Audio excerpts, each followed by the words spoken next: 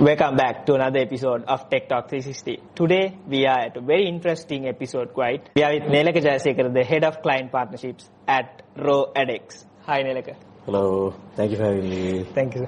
So, something special about Nelaka is that it's also specialized in LinkedIn ads to the Raw, and let's just jump in. Who is Nelaka Jayasekara? Okay. I would start off saying I'm a only child, or ekayaka as you call it in Sri Lanka. Same, yeah. Alright. So I've been in the industry for the past 8 years in professional context. Started off as an intern at Leo Burnett, Sri Lanka, in advertising.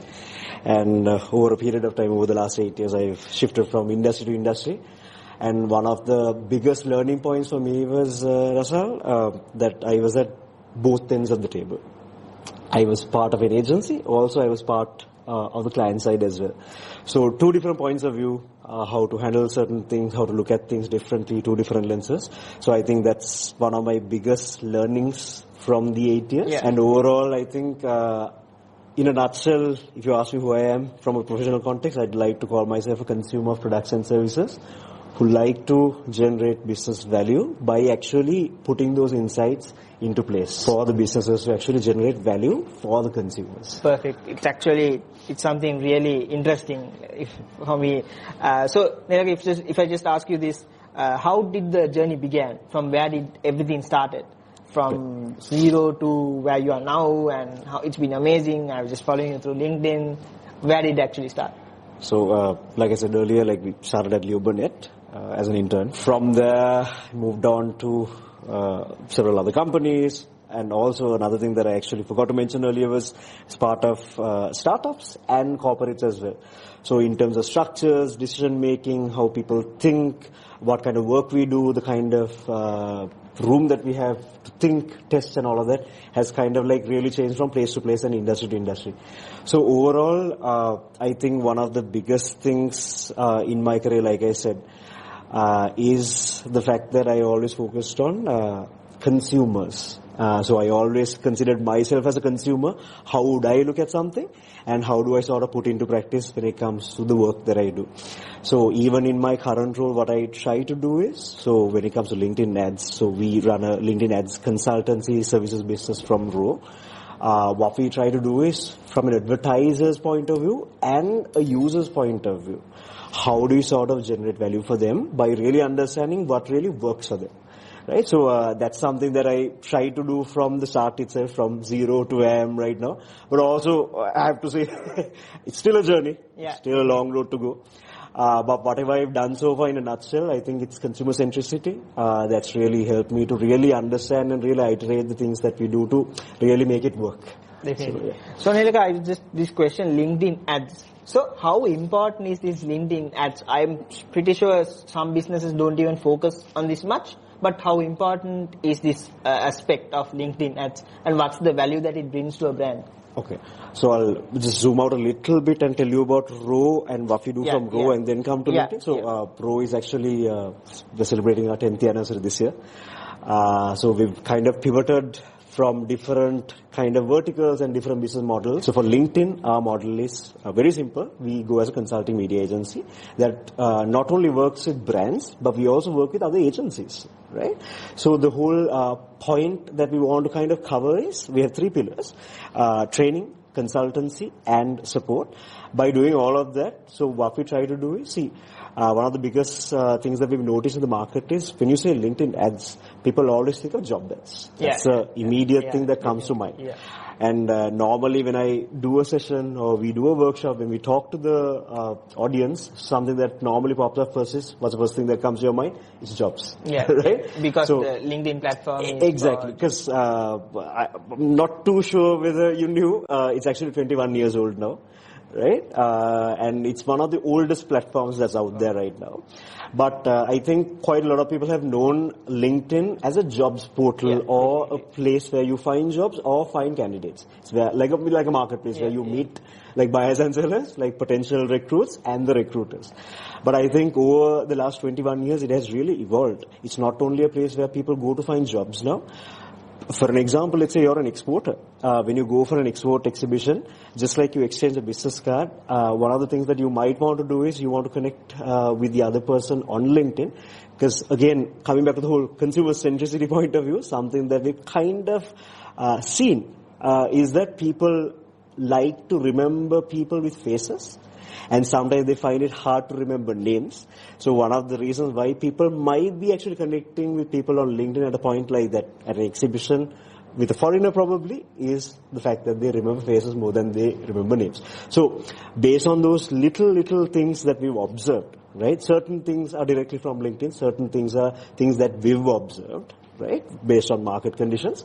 What we try to do is, number one, to change the perception that LinkedIn is not only for jobs or job ads, but there's so much more that can be done. And right now from Row, we work with more than 100 clients across lots of verticals, from banking, financial services, exporters, apparel industry, software companies, and some of them use it for lead generation, some of them use it for corporate relations. For an example, let's say you have your annual report going out. People use LinkedIn to communicate about the earnings and the results through LinkedIn now. But the whole path that we focus on is not only just spending, but how do you actually generate value for that spending? Let's say you spend $1. For that $1, how do you get the best return? So in terms of consultancy, training, support that we offer, what we essentially do is, for the amount of money that you spend, how do you use LinkedIn, the free and the paid tools, to make the best use of it? But it's predominantly on advertising, like I mentioned. Because there are so many different factors like Sales Navigator, premium subscriptions, learning solutions. What we focus on is essentially LinkedIn ads, LinkedIn marketing solutions. Amazing. So if I just ask, from throughout the journey, you might have faced a lot of challenges. So if there is some message that you can give on what are the challenges, some of the challenges that you have faced and how you overcame them actually, like what are the wins from those, and is there a turning point, if I just asked about that? So like I mentioned, I think I've been on either side of the table. Right? Advertising as an agency and as a client, and startups and corporates as well. So especially having been a part of a startup, where I was the second employee of the company, we had zero budgets for marketing. So that is a common question that we always get, right? We don't have money to spend. How do you sort of go about it? There's nothing we can do. And sometimes that's a starting point for quite a lot of people, right? But in this day and age, with the tech that we have, I think in the simplest form itself, there's so much that can be done. But it's all about creative problem solving. So for an example, let's say even with zero marketing budget, there have been enough and more things that we've been able to do. So for an example, I'll just take one example from a tech point of view. So I was part of this organization where we had a product called myfees.lk. This was like 2 to 3 years ago. And so myfees.lk, when I joined, I was the only one who was handling it at that point, and they had around 4 to 5 clients, if I'm not mistaken, but they had some good clients. But then again, see, the opportunity was, it was the COVID days, so people were anyway inclined towards online payments. But then again, we didn't have the credibility that we would have liked to have at that point, because we were just getting started. So there were so many things that we tried to do, but of course with smaller margins and with like less budgets. So how do you sort of go about it? So what we really wanted to do was actually give the best service possible and to really understand the consumers better. So I keep coming back to this whole thing, because throughout the 8 years, that's something that we've been trying to do personally too. So we've gone to the point where we actually sit with clients to really understand the customer user journey. Sometimes even for a very simple product like that, sometimes people find it very difficult to actually really figure out how to make a payment. Right? So when it comes to marketing, sometimes it's not just about plastering like a really nice image and really getting your message out there to sound very fancy. But it all starts with understanding the pain points, right? And to really make your communications contextual, right? So what we realized was, okay, with very less budgets, we have very less money to spend at this point, being a startup.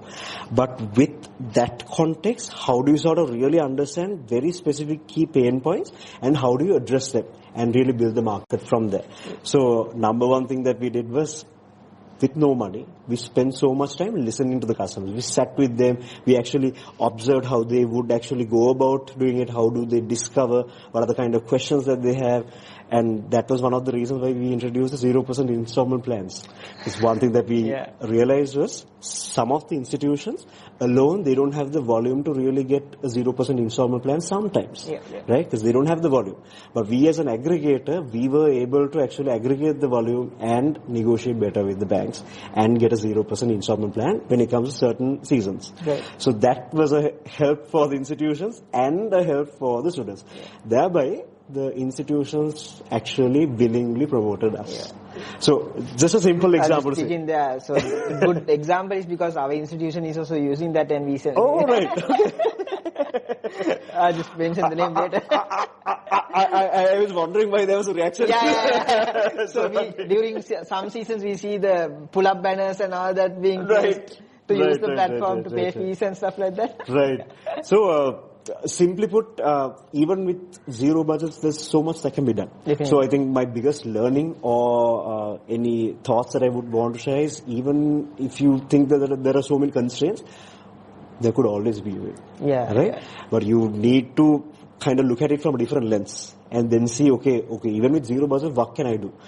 And usually it starts off by really understanding your product from the consumer's point of view. And then see, sometimes a very simple thing that's hiding in plain sight could really work that much. So Nelaka, I just have a question which is a bit away from LinkedIn, but since you mentioned the consumer's point of view, what do you say about the other media platforms we use, like we can use? Normally, if we step out from LinkedIn, like Facebook is there, Instagram is there, so they all run by Meta ads and stuff like that. So, what is the difference between those and LinkedIn ads? And when we compare those two, how do the approaches change? Okay. So, simply put, even for our clients, what we say, see, part of Row, we work with multiple platforms. So, that's the best person. One might think that, okay, we promote the other platforms also because we are working with them. But the actual truth is, you need to look at multi-touch point kind of an approach. It's not just digital. It could be traditional media. It could be non-digital also, right? Because at the end of the day, that's one of the reasons why you have hoardings, you have TV ads, you have certain newspaper advertisements, sometimes even point of sale purchase, you have different promotions. Because at all those touch points, you need to be top of mind, right? You need to be a constant reminder, because people often forget. People don't have the capacity to remember you as a brand. We might remember our brand all the time because we love the brand. We put our heart and soul into it. But we can't make the same assumption for our consumers. So when it comes to other platforms, not saying this like I said, I'm from Row and we work with other platforms, you got to have a multi-touch point kind of an approach. So for LinkedIn, like I said, it's moving away from just being a jobs platform. And one of the biggest focus areas for LinkedIn that we see is B2B marketing. So how LinkedIn is different is, on LinkedIn ads, you can target people based on professional attributes. For an example, you can target people based on job title, seniority, job function, and you can mention specific names. You can, for an example, you can say CEO at a company with more than 1,000 people. So instead of targeting all CEOs in Sri Lanka, for an example, in Sri Lanka we have 2.2 million people as of now on LinkedIn. So out of that 2.2 million, we can say target all CEOs. But maybe it might not make sense to target all CEOs because there could be so many young CEOs that doesn't really fall under the kind of person or the persona that you want to kind of target for specific requirements, right? So in those kind of instances, you can target by combining different attributes. So that's where LinkedIn stands. The accuracy is really... Accuracy is to the point. But see, the thing is, why we always say use a multi-touch point kind of approach is, you can't make an assumption that people would spend all their time on just one platform. They could just switch from one platform to another. They could be online, it could be offline. So when it comes to LinkedIn, one of the key observations that we made, especially in a market like Sri Lanka, is LinkedIn is not a platform where you go up and down. At least as of now, it's not a platform where you go up and down all the time. It's not a video-based platform where you go up and down and spend your time. But what LinkedIn would like to actually always say is, it's a platform where people invest their time. Meaning, they always go to LinkedIn with a purpose. It's not just for jobs anymore. It's usually to learn and grow. When I say learn and grow, growing could be a part of, like, maybe looking at jobs, all of that. But growing is not only looking for a job now. And we see people resorting to LinkedIn to show the behind the scenes, the ground reality, and the thinking, most importantly, the thinking of what goes behind the scenes. I think before this podcast recording started, one of the things that I asked you was, can we take a picture to show the behind the scenes? Because sometimes what I've realized in consulting is people like to see the behind the scenes. Not just the fun side, but actually what goes into play. How do you actually set up this location? What goes behind the scenes? How did you come here? I remember one of the questions that I asked is, in season 1, what happened? How did you do this? And in season 2, why did you change it? Right? That was the conversation that we had. So those are kind of things that people want to hear on LinkedIn. Because people want to see your growth story. Right? So how LinkedIn is different in a nutshell is, you can use professional attributes to target your ads, like job title to company names, specific company names, so on and so forth. But also, having said that, like I said, need to do a multi-touch approach, not just digital, also offline as well. So Nelaka's favorite platform is LinkedIn. Goes without saying. So this next element is something that we are doing new for the show. So it's just, you just have to answer the questions in one word or one sentence. Okay. So if I just ask you, what is the best advice you could give someone? It can be youth or it can be a business point of view. Be authentic. It's 2 words technically, I think, but be authentic. If you had to go back to the youth days, a flashback, and you had to restart the career again, what changes you would have done? I don't think I would make any changes. Perfect. Honestly. That's a good answer. So, Nelaka, I do this every time during the last few questions, is that if there's that one message that you can give to the youth of Sri Lanka, and when it comes to Sri Lanka, there's a lot of transformation going on here and there, and we are all facing difficulties. So if there's one message that you could give to the youth, what would it be?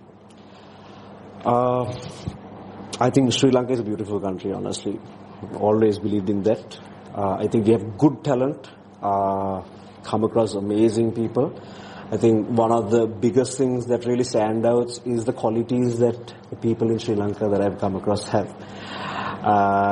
This comes from something that I've learned from my parents, actually, and this is something that I really want to convey also.